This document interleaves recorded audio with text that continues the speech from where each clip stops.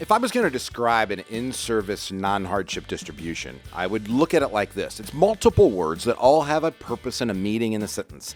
In-service means you're still working. Non-hardship means nothing's wrong, right? And it's a distribution. We're taking money out of a 401k, out of the Department of Labor plan, if you will, and we're going to roll that into an IRA. Now, is this a good thing for you, a bad thing for you? Should you do it? Shouldn't you do it? We're going to discuss that on Consider This program today. Well, good morning and welcome back to Consider This program. I am your host, Joe Clark. And I'm Daren Hardesty. And we are happy to have you along, Daren. Hey, for those of you who have not had the privilege of hearing Daren talk, he is one of our star pupils. I always make fun of myself about leaving or getting into this industry, into the financial services world 2 weeks before the crash in 87. Daren did the same thing right before a pandemic, where he left teaching and coaching and joined the financial enhancement group. So, buddy, it's so good to have you here. Thank you, Joe. It's always a pleasure. Just watching how far you have come so quickly and grasping and understanding the financial stuff has always been fun. Well, I have a lot of great teachers at the Financial Enhancement Group, so you guys have been very good to me. Thank you. So what do you want to talk about?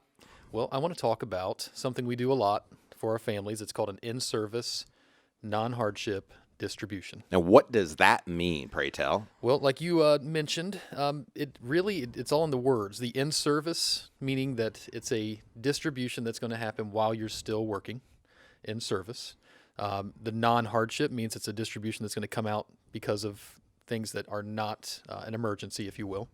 And it's a distribution, so it's going to be money that's moving out of your 401k plan.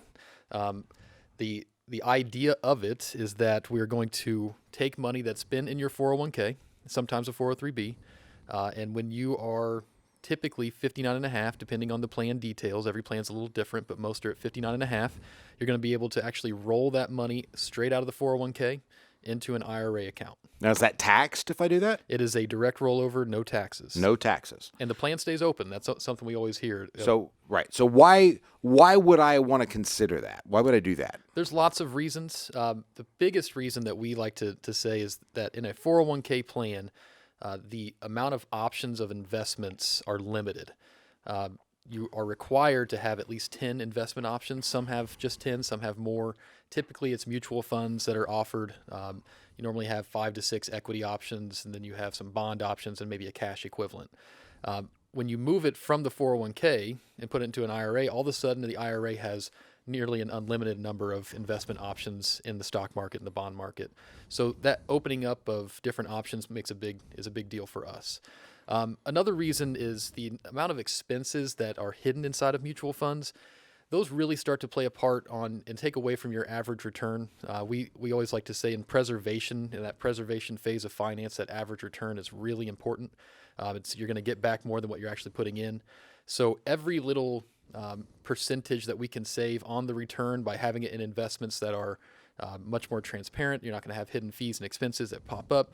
That's going to only help your average return during those years. I like to call it leakage, right? Anything that lets water into the boat, right, or lets my money out of the account is not a good plan, right?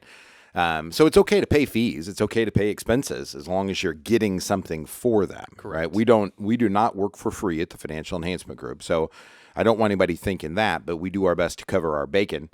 Right, in terms of making sure that we're providing value for what it is that we're doing. Yeah. So when we look at the in-service non-hardship distribution, when we tell somebody that is an option, we're going to look at it through the lens of the fiduciary focus. Correct. So why don't you walk somebody through the steps that we would go through there? All right. So the first thing that we look at with the fiduciary focus is risk and volatility.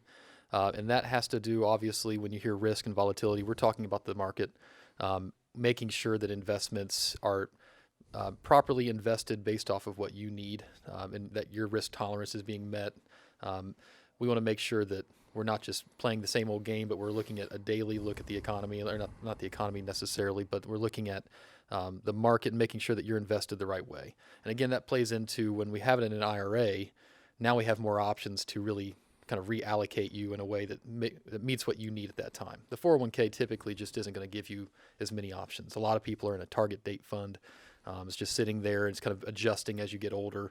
And so we know we can match that risk and volatility a lot better we feel confident that we can when we have more of those options. The next thing is the fees and expenses, and we've already hit on that. Mutual funds in general are going to probably have more expenses than what an ETF, an exchange traded fund, would have.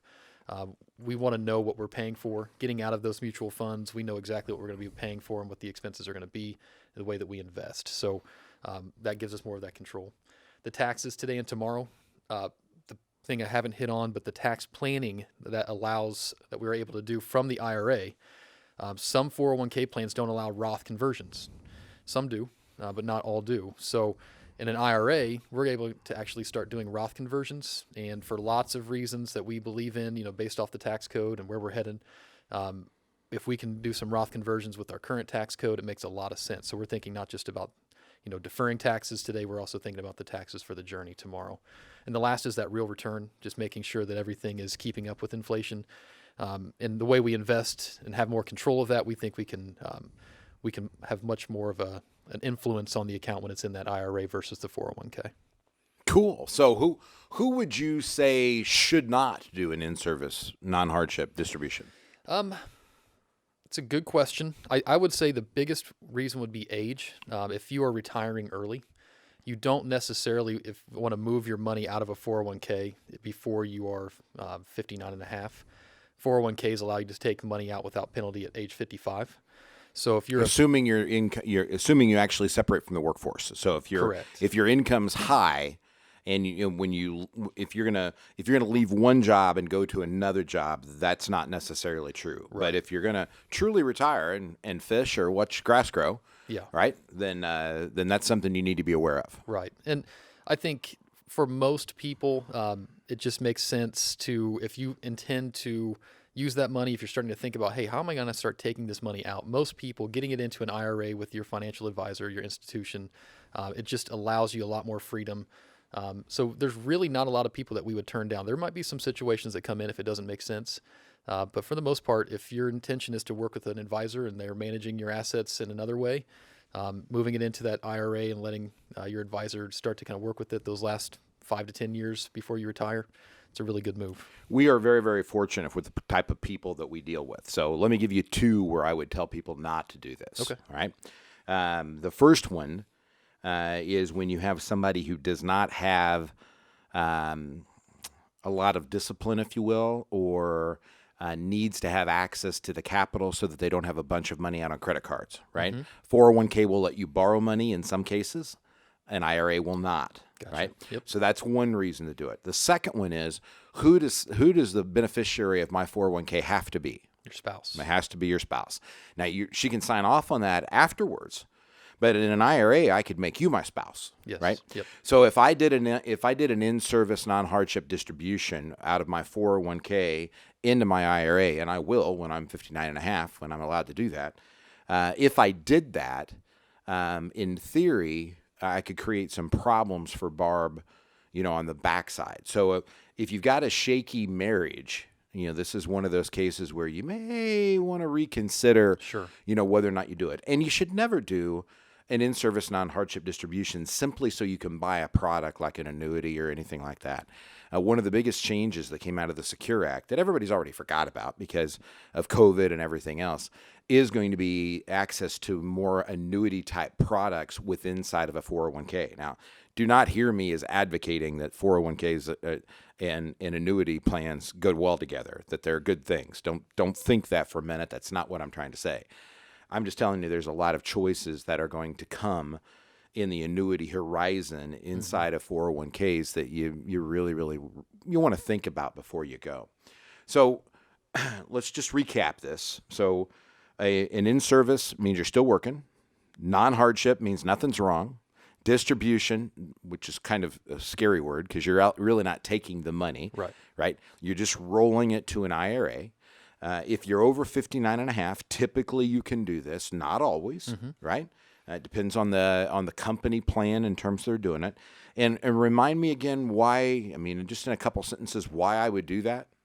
Mostly to have more investment options, to have more control over your assets. That average return is really important those last 5 to 10 years before you retire.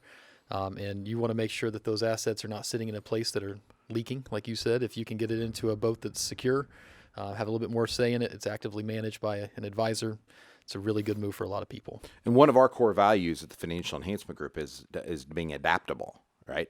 And IRAs are much more adaptable, much more flexible than a 401k typically is.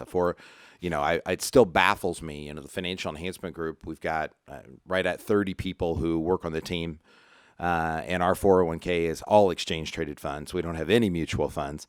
And yet I see some of these bigger companies where they can't figure out how to do that or to get it done. Yeah. The idea, folks, is you want as much transparency in your investments as you can possibly get. Flexibility is good. Choices are good. The tax planning options that you have inside of an IRA are usually much greater than what you're going to find in a 401k. We can always do Roth conversions in an IRA. If you're over 70 and a half, you can do qualified charitable distributions out of IRAs. You can't do that out of 401ks. There are tons of reasons to really look at this and to understand the options. So give us a call at 800-928-4001. If you've got a 401k where you've got money sitting around, give us a buzz, 800-928-4001, or go to yourlifeafterwork.com and get signed up for a Next Steps meeting. We're happy to sit down with you, give you a complimentary 90 minutes. We'll give you things to consider today, things for your future, and if we choose to partner together, what FEG will do for you, and we'll put it in writing.